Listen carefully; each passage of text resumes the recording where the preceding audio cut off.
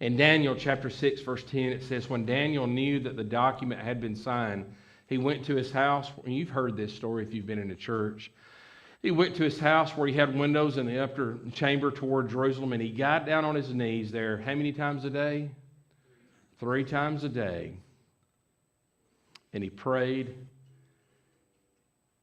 and he gave thanks before his God as he had done previously. This was his pattern of life. Is there anywhere where you kneel? I know that there are many people in here who say, well, it's not about kneeling.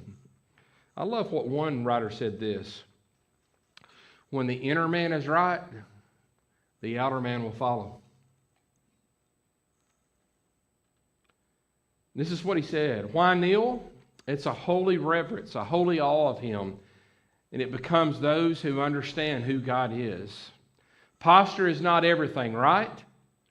But listen to what a writer said. But it's something.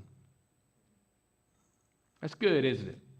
Posture is not everything, but it's something. Is prayer heard? Is worship heard when our knees are not bent? Yes.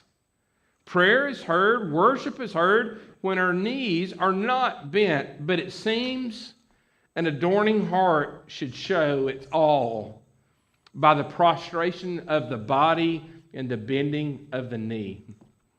I love how David Jeremiah climaxed this verse, and he said this, make sure that humility marks your character.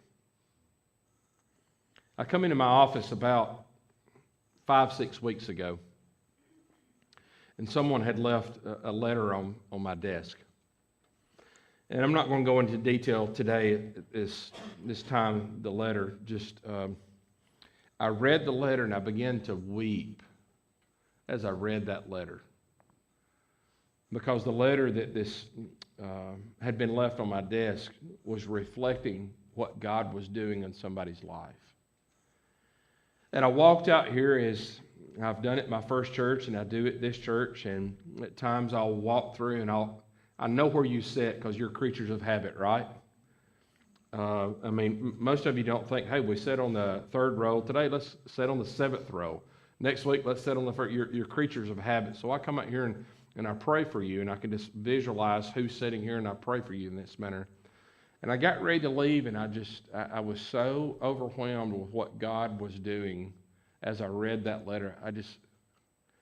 I cannot describe this, but I wasn't ready to leave.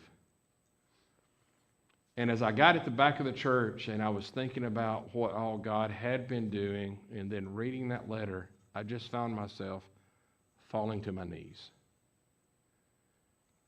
and thanking the Lord. Now, I don't say that out of arrogance at all, but we should be willing to bend the knee before a holy and an almighty and a great God.